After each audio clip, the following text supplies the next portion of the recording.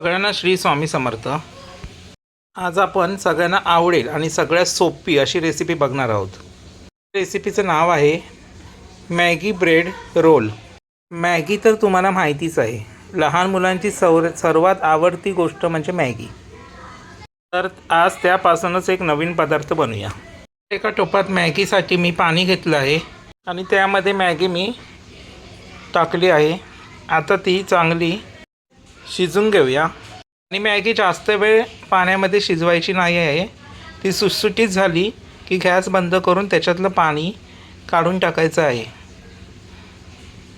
ही बघा, आता ती सुटसुटीत व्हायला लागली आहे. ही बघा झाली, आता मोकळी झाली मॅगी. अशी झाली ना का गॅस काढून टाकायचा. आपल्याला अशीच करायची आहे, मोकळी.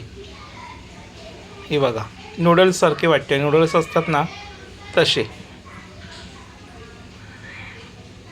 तर आता मॅगी तयार आहे. आता गॅस काढून टाकूया आणि एका चाळणीमध्ये ती गाळून घेऊया, म्हणजे ती थंड होईल. थंड करायला द्यायची. ही बघा, मी गाळून घेतली आहे आणि आता ती थंड होत आहे. ही ना लहान मुलं आवडीन खातील असा पदार्थ आहे हा. आता ती थंड झालेली मॅगी एका टोपात घ्यायची. नूडल्सच वाटतात मला ते. हे बघा, ही सगळी अशी टोपात घेतली ना की त्याच्यानंतर त्याच्यामध्ये ना बारीक चिरलेला कांदा आणि टॅमॅटो टाकायचा. हा बघा, बारीक चिरून ना कांदा आणि टॅमॅटो टाकला की त्याच्यानंतर सगळं मसाल्याचं साहित्य. हा बघा, रंगीत काश्मीरी मसाला रंग येण्यासाठी, थोडीशी हळद, धना पावडर आणि हा घरगुती मसाला. त्याच्यानंतर चवीपुरतं मीठ टाकायचं.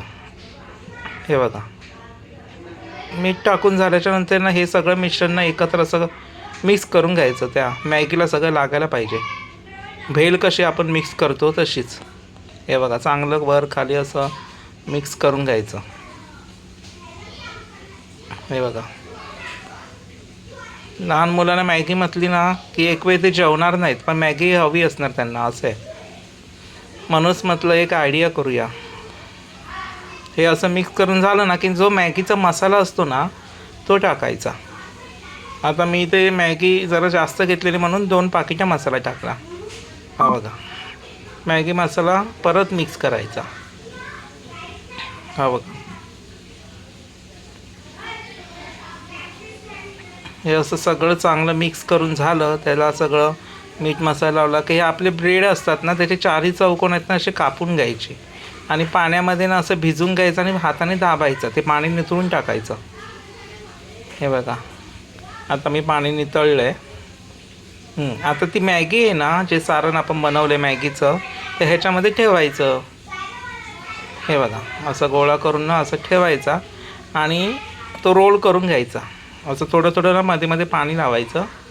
जर तो सुटत असेल ना ब्रेड वगैरे तर असं जरा पाणी टोपातनं असं हातात घेऊन लावायचं, ओलं करायचं, मग तो चिकटून राहतो. हो बघा, असे सगळे रोल बनवून घ्यायचे. हे बघा, रोल बनवून झालेत. मी तेल ना तापायला ठेवलं आहे. हे बघा, हे असे रोल बनवले मी. सगळ्यात सोपी आणि मस्त रेसिपी. हा, एकदम करून बघा. आणि मग एक एक मी एक सोडला आहे का, तर दुसरा 2-2 सोडले तर चिकटतील वगैरे एकमेकाला, म्हणून मी एक एकच सोडला आहे तो रोल. आणि असं ना तेल आहे ना पहिलं गरम करायचं, नंतर बारीक करायचा गॅस, नाही तर जळतील ते. असं ना खालीवर असं परतून घ्यायचं कुरकुरीत होण्यासाठी. हे बघा, ब्राऊन होत लाल असं होत चाललं आहे ते मस्तपैकी. खरपूस भाजून घ्यायचे तेलामध्ये. मी म्हटलं आपण ब्रेडमध्ये असं सगळं बटाट्याची भाजी किंवा काय असं सगळं टाकून जर रोल करतो तर आपण मॅगी टाकून का नाही होऊ शकत. ह्याच्यामध्ये ना तुम्ही चीज पण टाकू शकता. माझ्याकडे चीज नव्हतं म्हणून मी चीज नाही टाकलं. तुम्ही चीज पण टाकू शकता, उलट छान लागेल त्याने.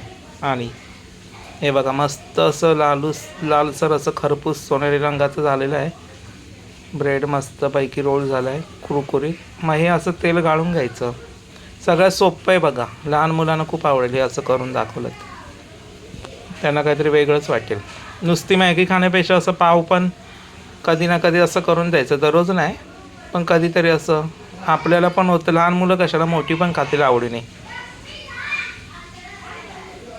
नाश्त्याला होऊ शकतं, पट करून कोण आले पाहुणे वगैरे किंवा त्यांच्याबरोबर लहान मुलं वगैरे, तर त्यांना हे खूप आवडेल. आता मी दुसरा टाकला आहे, तो पण त्याच पद्धतीत तळून फ्राय करून घ्यायचा, म्हणजे तळून घ्यायचा कढईमध्ये. बघा, चमच्याने आधी फिरून घ्यायचा, झारा नाही लावायचा. मस्तपैकी असं स्लो गॅसवर मस्तपैकी असं भाजून करून घ्यायचं. हे बघा,